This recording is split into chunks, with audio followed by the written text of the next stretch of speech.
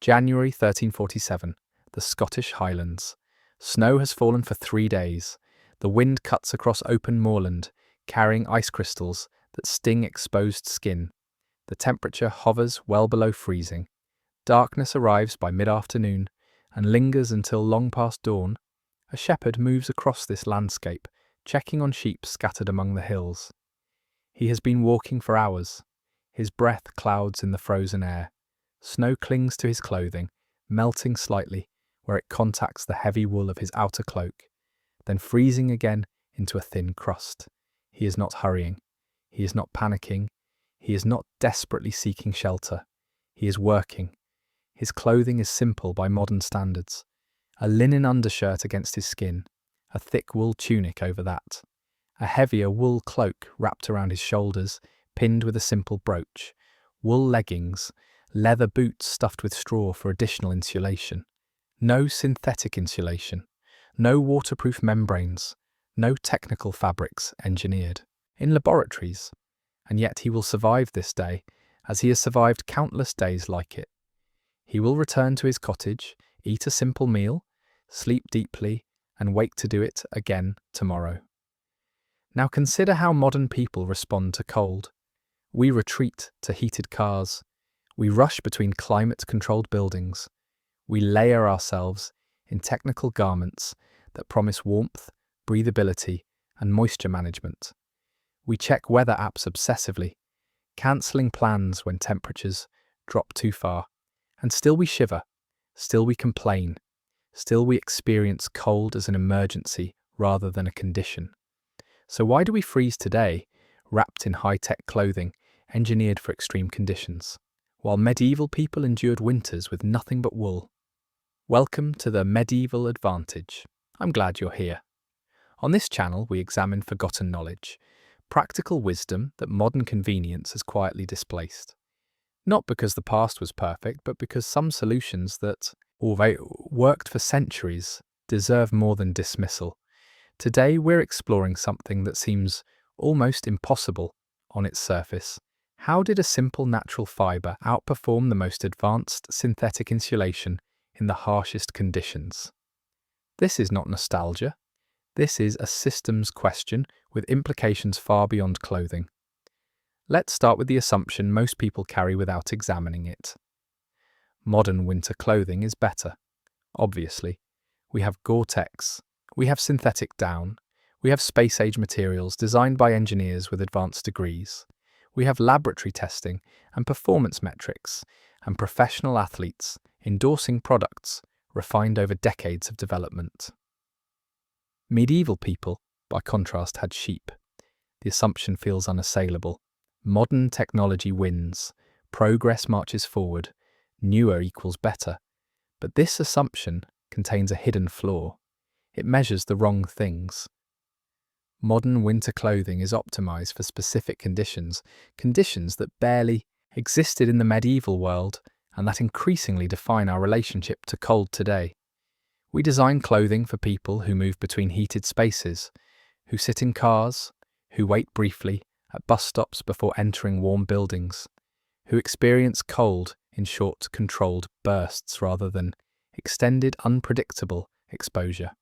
For these conditions, modern clothing works beautifully, but these are not the conditions that test clothing's true capability. Medieval wool wasn't just fabric, it was the visible component of an integrated thermal survival system. Clothing, shelter, fire, movement, food and psychological expectation all worked together. No single element carried the full burden. Each supported the others. Modern thinking isolates components. We ask which jacket is warmest, which insulation performs best in laboratory conditions, which fabric has the highest technical rating. Medieval thinking integrated systems. The question was never about the garment alone. It was about the entire relationship between body, clothing, activity, and environment. This is the first critical insight. Wool worked because it was designed for the world medieval people actually inhabited, a world of constant movement, variable conditions, limited shelter, and no backup systems. Modern clothing often fails because it's designed for a world of controlled environments and predictable exposure, a world that disappears the moment real conditions assert themselves. So how did medieval wool actually function? The properties are remarkable when examined closely. Wool insulates even when wet. This single characteristic matters more than almost any other in genuine cold survival. When synthetic insulation becomes saturated with moisture, whether from rain, snow or sweat, its insulating capacity collapses. The tiny air pockets that trap warmth fill with water. Water conducts heat away from the body far faster than air. Wet synthetic insulation can become actively dangerous, accelerating heat loss rather than preventing it. Wool behaves differently. The fibre structure of wool allows it to absorb significant moisture into the fibre itself, not just between fibres, while maintaining air pockets that continue to insulate.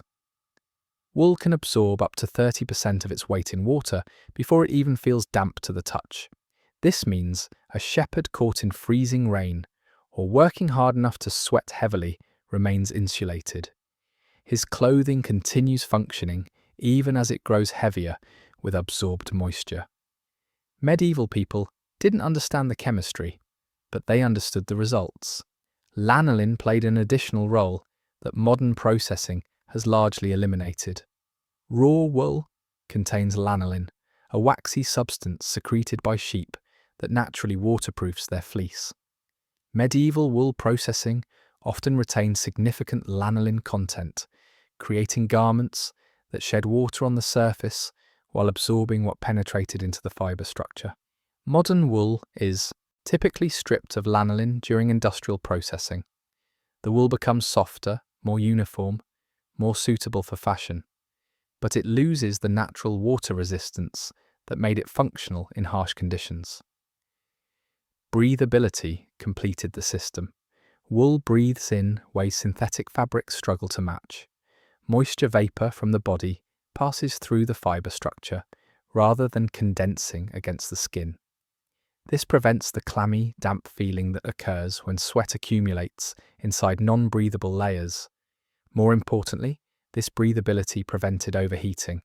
In cold survival, overheating is as dangerous as freezing. When you work hard in cold conditions, walking, chopping wood, herding animals, your body generates significant heat. If that heat cannot escape, you sweat. If that sweat cannot evaporate, it accumulates. When you stop working, that accumulated moisture rapidly cools against your skin, potentially triggering hypothermia. Wool regulated this cycle automatically. It released heat when the body generated excess. It retained heat when activity slowed. It managed moisture continuously without conscious intervention. The fabric adapted to the wearer rather than requiring the wearer to adapt to the fabric.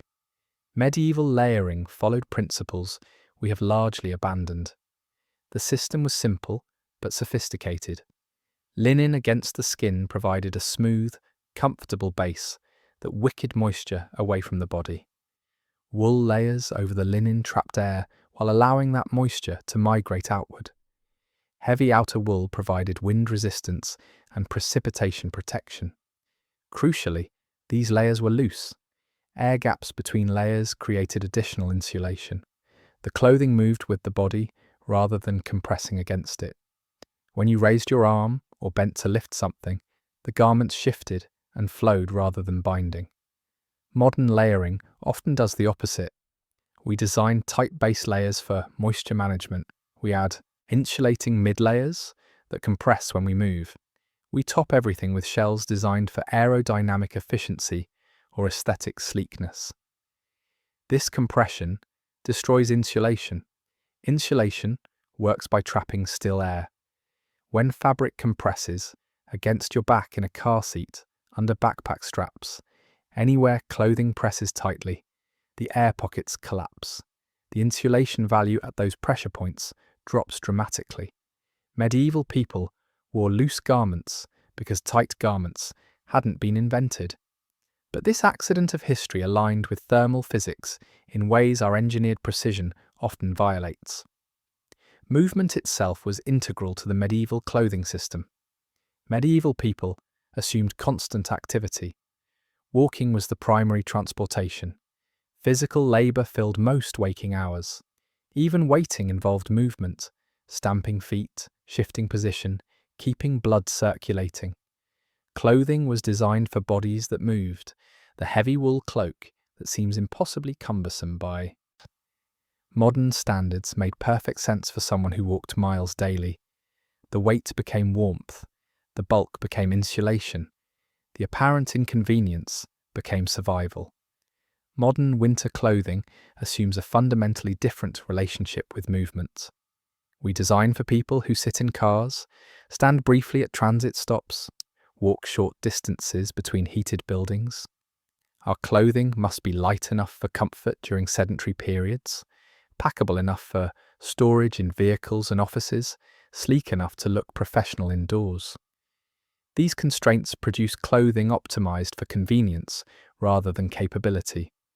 When modern people face genuine, prolonged cold exposure, when the car breaks down, when the power fails, when circumstances force extended time in real winter conditions, our optimized clothing often fails precisely because it was never designed for those circumstances.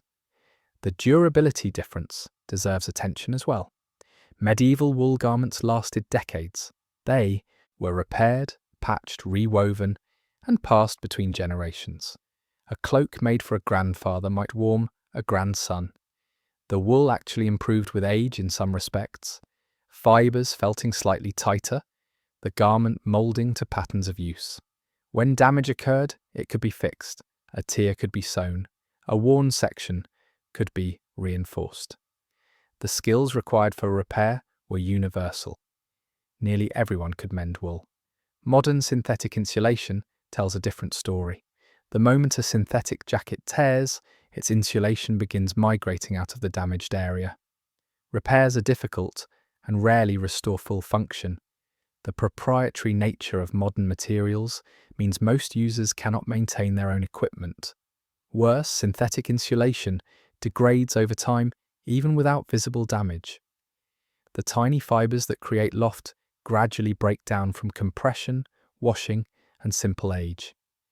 A jacket that performed excellently when new may retain only a fraction of its insulating value. After several years of use, we accept this planned obsolescence as normal. Medieval people would have found it incomprehensible. The psychological dimension may matter more than any physical property. Medieval people expected cold. They prepared for it mentally as well as materially. When winter arrived, it was not a surprise, not an outrage, not an interruption of normal life. It was simply the season. This expectation changed the physiological experience of cold. When you expect discomfort, your stress response remains proportional. When you encounter what you anticipated, your nervous system doesn't interpret it as emergency.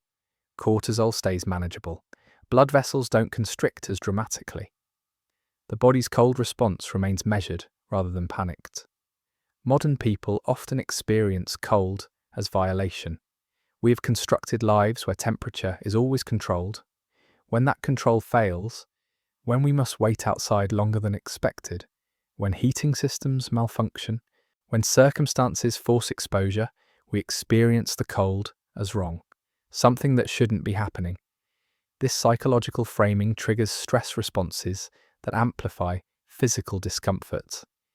We feel colder than conditions warrant because our bodies interpret unexpected cold as threat rather than condition. Let me be clear about something important. This is not an argument against modern clothing technology. Synthetic materials excel in many applications. Modern shells provide wind and water protection that wool cannot match. Technical fabrics enable activities, mountaineering, polar exploration, military operations that would be impossible in traditional materials. The problem is not that modern clothing is bad. The problem is that we've optimized for the wrong conditions. We built clothing for a world of cars and climate control, then act surprised when it fails in the world of actual winter. We designed for convenience and comfort, then wonder why we lack resilience and capability. We didn't build better clothing, we built clothing for a different world. The deeper lesson extends far beyond wool and winter. This pattern repeats across modern life. We optimize components for narrow conditions. We sacrifice resilience for efficiency. We design for best-case scenarios and then struggle when reality delivers something else. Housing that requires constant energy input. Food systems that collapse without continuous refrigeration. Transportation networks that fail in weather our ancestors would have considered routine. We have traded robustness for refinement across nearly every domain. Sometimes this trade serves us well. Often we don't notice the cost until systems fail. Let's return to that Scottish hillside. The shepherd is walking home now. Darkness has fallen. His wool cloak is heavy with absorbed moisture, crusted with ice on the outer surface. His body heat has created a warm microclimate inside the layers, even as wind howls across the moor. He is not comfortable by modern standards. He is cold, he is tired. His clothing weighs more than a modern person would tolerate. But he is alive, he is functional. He will wake tomorrow and do this again. Not because he is tougher than us, not because medieval people possess some lost virtue, because his clothing, his expectations, and his way of life aligned with reality rather than demanding reality align with them. What else have we replaced with something more efficient and less resilient without noticing what we lost? What other systems have we optimized for comfort until they could no longer function under pressure? These questions have no easy answers, but they deserve to be asked. In the next video, we'll explore another forgotten system, how medieval people managed heat and shelter through winter, and why their solutions reveal uncomfortable truths about our dependence on constant energy. Thank you for watching this video. I genuinely appreciate you spending time thinking through these ideas with me. If you value long-form exploration of forgotten knowledge, an honest examination of what we've traded away, please take a moment to like this video and subscribe to the Medieval Advantage channel. Your support makes it possible to continue this work. I'll see you in the next one.